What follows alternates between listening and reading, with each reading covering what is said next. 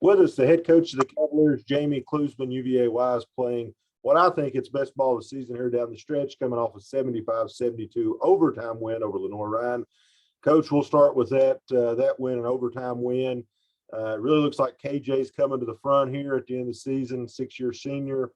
You know, Nia's been misconsistency. You know what you're getting out of her every night. And then freshman Caitlin Berger has really come on strong here down the stretch.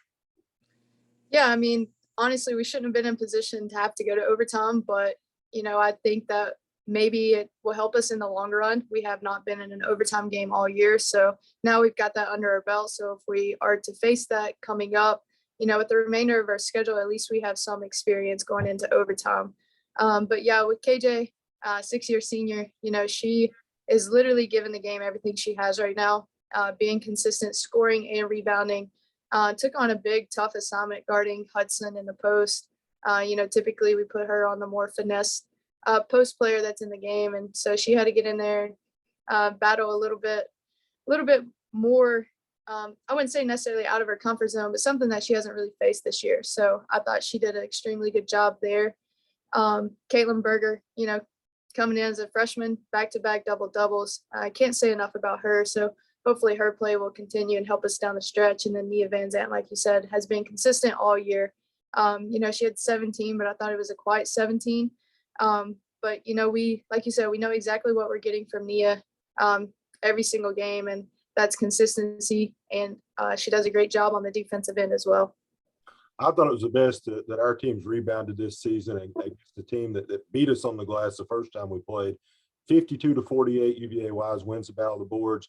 And I thought a big reason why on that was Mackenzie King. She had a career high 9 rebounds. Yeah, I mean, if you look at, who we played in minutes wise, we had a 3 post in at a lot of times throughout the game. So, having KJ or Caitlin Berger run the 3 spot, that puts a bigger body out there.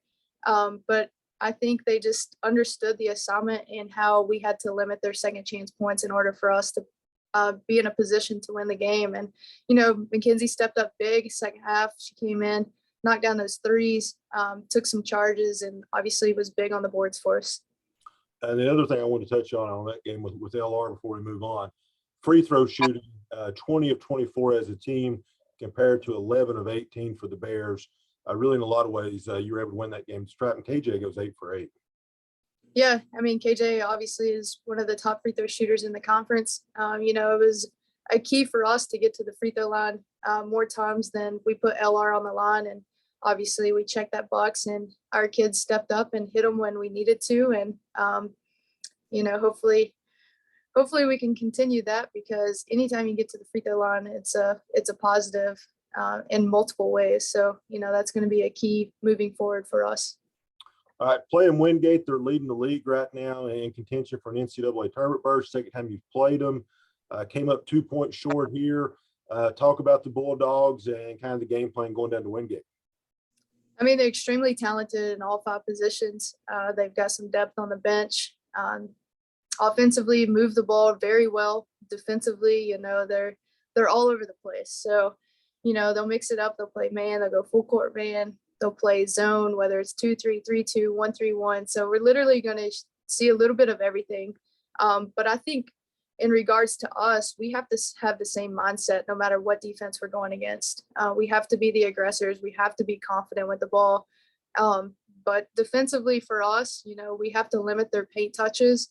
But at the same time, we have to limit their 3-point field goal makes because, like I said, they're deadly from outside and inside. But you got to make them beat you from the more difficult shot, which is the outside shot. So we want to focus a lot on Brandon and Troutman.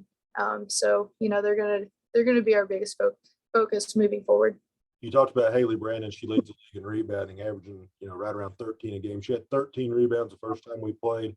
They had 19 offensive rebounds. The importance of keeping them off the offensive glass and finishing defensive possessions. Yeah, I mean, that's how they put up big numbers every single night is, they create those second chance opportunities for themselves. And it starts with Brandon. She just has the desire to go get the ball. So we just have to be conscious of who is guarding her. And we have to make sure we're putting a body on her every single time the shot goes up. But they have other pieces too that will get in there and tip the ball around, and it's going to be a collective team effort to make sure we get on the boards 1 through 5 for us. Keys to victory against the Bulldogs. Rebounding, and like I said, we've got to defend the paint, and we've got to try to control the tempo of the game. Tip-off, 2:00 from Wingate, North Carolina, Saturday. You can listen to the game live on FM 92.5 if you're local, or listen online at WLSDradio.com. Thanks, Coach. Good luck and safe travels to North Carolina. Thank you.